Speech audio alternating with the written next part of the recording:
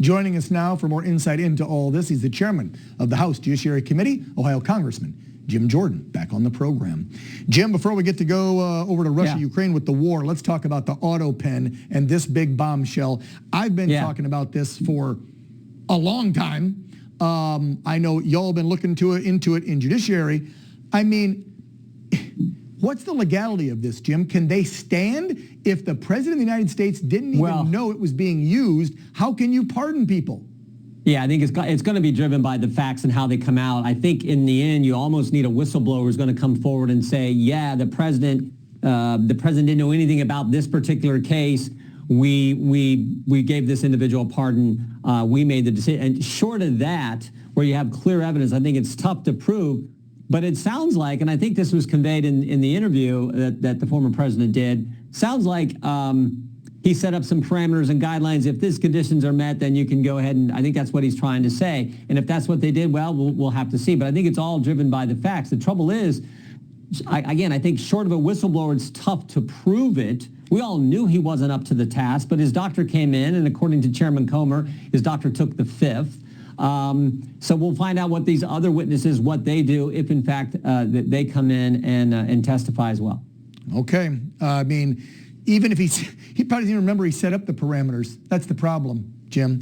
The other big news of the day, again, before I head over. I think actually, on that, Dan, I think actually maybe the biggest story, and I know you've covered this and covered it well, is what the press did. The press told us all. I always say the press has a template. The left has a template that they always follow. They will tell a lie. Joe Biden's just fine. Big media reports the lie. Jake Tapper yelled at people if they disagreed with that. Big tech amplifies the lie. And then when you tell the truth, they call you names. They'll say you're a racist, you're making fun of his stutter, whatever you're doing. It's like they call you all kinds of crazy stuff and it wasn't true. And then, of course, our position is proven accurate. And now here's the big irony. They're making money off of telling us, oh, in fact, they were lying to us. Jake Tapper wrote a book about it. I mean, that to me is the biggest takeaway from all this. Yeah. I mean, Jim, thank you for bringing that up, by the way, because this is a thing I have with journalists out there, talk show hosts, podcasters, whatever, that are grifting and making merch, whether it's left, right, independent, you name it, off of we the people lying. Like, I hate even selling something or trying to make cash off likes or whatever. I don't do that crap. I really don't like it at all. Yeah. And then you see a guy like Jake Tapper, who literally yelled at Laura Trump, you're making fun of his stutter, shut up about that, and shut people down for 5 years, because the campaign trail, and then Joe's 4 years. And now he's on a book tour, acting like it was the other members of the media that said Joe was okay, never him. Anyway, I don't want to digress down that road. Let's move on, because there's other headlines to get your take on. The other big one of the day before we head over to Ukraine is the Secret Service. And this bombshell report a year later, it was yesterday, the 13th, President Trump was shot, that horrific day. And now we're learning, like we knew, that the Secret Service did, in fact, screw up and did not do what they were supposed to that day by securing that building. What else don't we know, Jim, about this investigation? Well, I think a couple of things that have come out that I've seen, that that building wasn't properly secured. They didn't check the rooftop where the bad guy was at.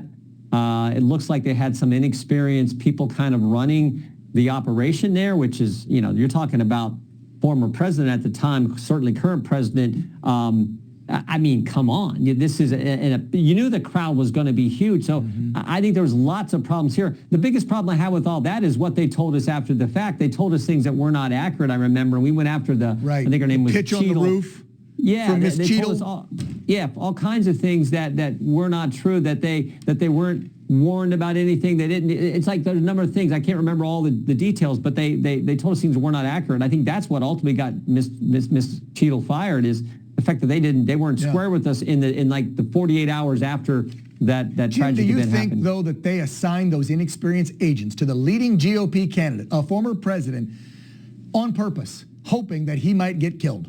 Like, I got to ask that question, because that's the way it looks to me. They gave him, at least what I read, those 6 agents. Some of these agents had no freaking experience. They didn't have the size and physical attributes to guard a 6'2", 6'3" president. And they had no experience doing a high-profile detail. Did they give him those agents on purpose, crossing their fingers, going, maybe he'll get shot?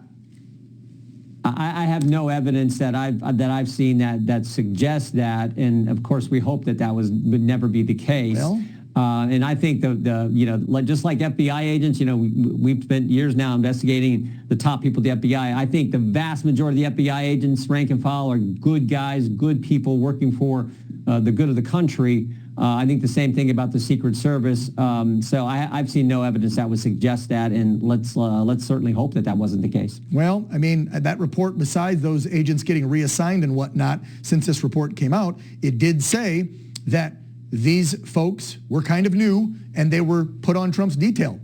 I think on purpose. Anywho, let's move overseas, get your take on what's happening there.